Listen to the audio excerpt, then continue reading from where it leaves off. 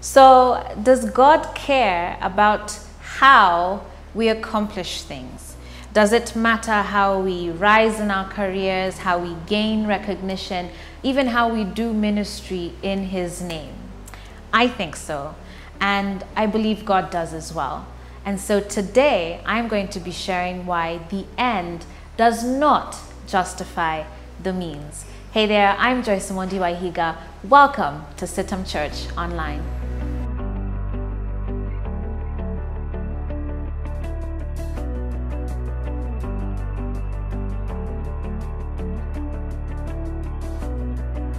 Nowadays, it seems like the ones who get ahead in life are the ones who, what we like to say, they do what you gotta do, right? Whatever it takes, they get it done.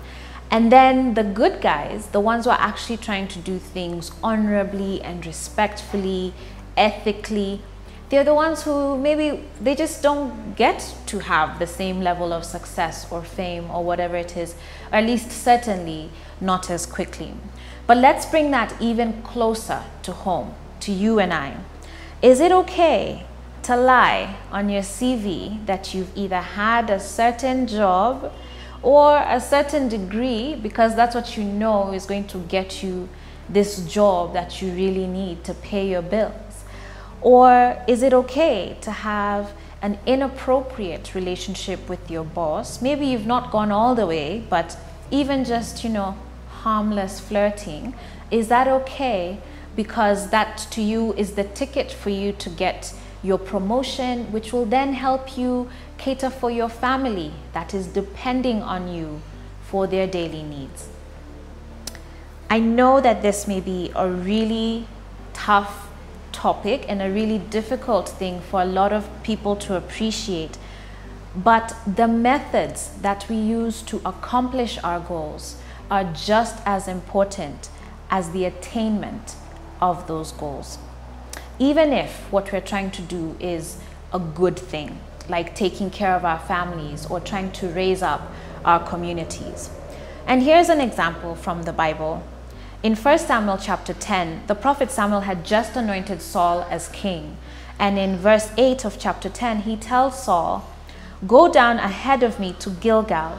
I will surely come down to you to sacrifice burnt offerings and fellowship offerings. But you must wait 7 days until I come to you and tell you what you are to do." Very clear instructions, right? Fast forward to 1 Samuel chapter 13. The Philistines are assembled against the Israelites. They're ready to charge, and the Israelite army is absolutely terrified. And the Bible says in verse 7, "Meanwhile, Saul stayed at Gilgal, and his men were trembling with fear.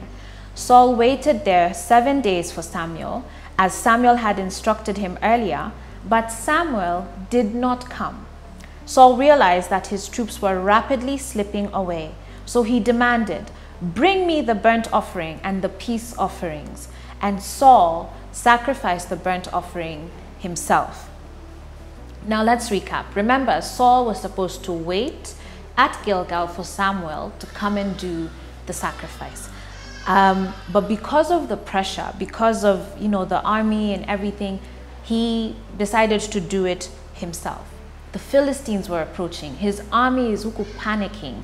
Yeah, he's already waited the 7 days. Samuel was supposed to show up. He didn't show up. And now Saul decides, by the way, this story is not going well. It's time for me to take things into my own hands. He felt that time was running out, and he grew impatient with God's timing. I'm sure this is something that all of us can relate to in one way or another, whichever battlefield it is that you are in life. There are those times that it literally seems that God is just taking forever and things are moving. Time is ticking. That application deadline is coming. The rent is due. School fees should have been paid yesterday. And yet God seems like he's just taking his sweet time. After all, he does tell us a day is like 1,000 years and 1,000 years like a day. You're like, Lord, I need this in earth time, like real time. Where are you? This is so important because it teaches us that our spiritual character is revealed under pressure. Saul chose to do a good thing. He was sacrificing to God. He was sacrificing to God before a big battle. That's a good thing. But he did it in the wrong way. Not only was it against Samuel's explicit and specific instructions, but it's also against God's law about proper worship that God had described in Deuteronomy chapter 12. In fact, we could say that Saul had put his hope and his trust in the ritual of it and not in God himself. You know, they were like, if I just get this thing, it will all be sorted. Forgetting that it is God who actually enables us to do all the things that we do. He had put his hope in the ritual rather than in God himself. And it cost him greatly. It cost him his kingdom. Samuel rebuked him and told him that he had acted foolishly, that God would have established his kingdom for all time had he obeyed, but now it would not endure because God was looking for a man after his own heart. May we be careful not to allow impatience to drive us to disobey God, to take matters into our own hands, to decide to take the driver's wheel and run the course, even if it's for a good cause. Remember, God often uses delays to test our obedience, and ultimately obedience is better than sacrifice. May we trust him so boldly that we are willing to follow his plan regardless of the consequences.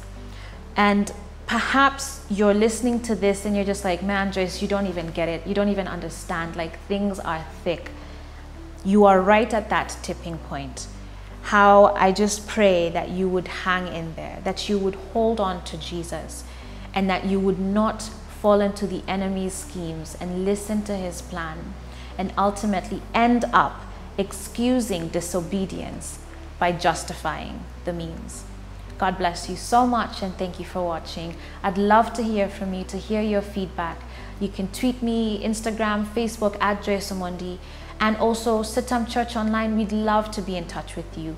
Catch up with us at CITAM Church Online on Facebook, on Twitter, and on Instagram. We'd be more than happy to hear from you. Thank you so much for watching. We'll see you again next week. God bless.